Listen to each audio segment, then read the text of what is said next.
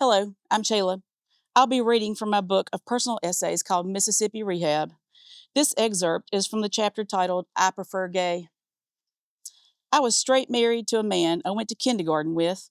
When he asked me to marry him, I replied, "Can I have chickens?" And he said yes. We grew up in Greenwood, Mississippi, but lived in Slaughter, a farming community 16 miles from town, where we raised a flock of 39 chickens and 2 turkeys. Wayne had a giant penis. He was also born with a giant head he didn't grow into until way after we divorced. We had an Episcopal wedding in the church I grew up in on the day after Christmas, 1992. He was 21 and I was 22. We were married by Father Larry Mays. Despite the tragic death of his sister in law 24 hours earlier, he performed the ceremony, and his wife played the organ. Later, Father Mays became the Bishop of Arkansas, then retired, divorced, and married a man. Maybe not in that order. My mother made our wedding banner. It's still used to this day.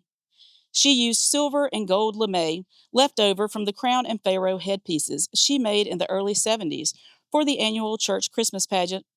Mama was inspired by the King Tut exhibit she and Daddy took me to see in New Orleans when I was 6 years old. I was too short to see the exhibit, but from my daddy's shoulders on Bourbon Street, I saw everything. He paused at open doors where naked ladies stood on the bar spinning gold tassels on their titties. I didn't know I was gay until the end of our marriage. I figured it out when I was at art camp for a week at Penland School of Crafts in the dining hall on top of a mountain in Spruce Pine, North Carolina. I got butterflies for the first time ever. I saw Jane Walker Crow wiping down a table in a beam of sunlight, wearing overalls with a white tank top and no bra.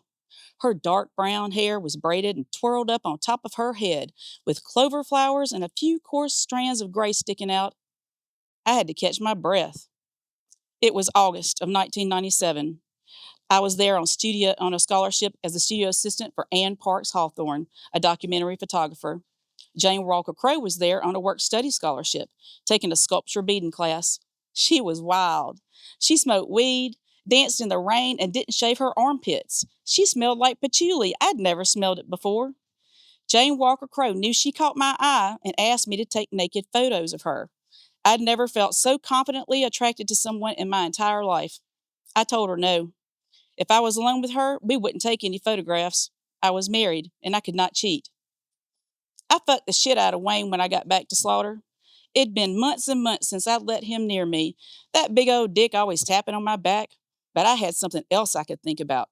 I got super freaky into it, even tasted myself on him for the first time. I was delicious.